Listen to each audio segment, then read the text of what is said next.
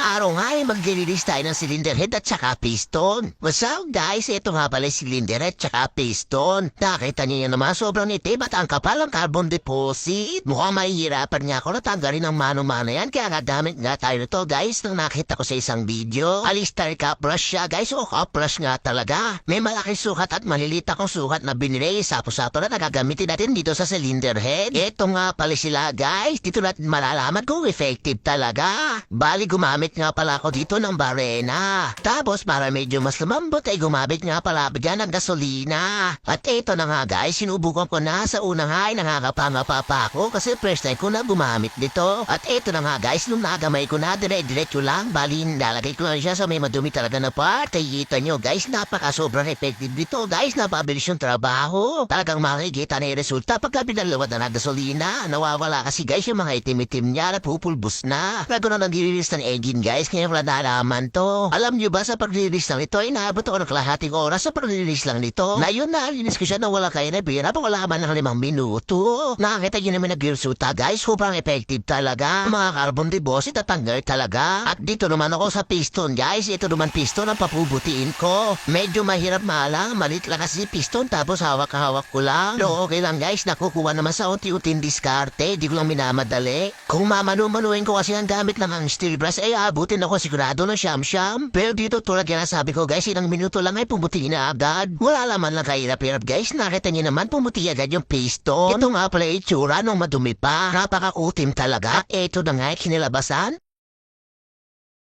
Yun, oy na. Alright.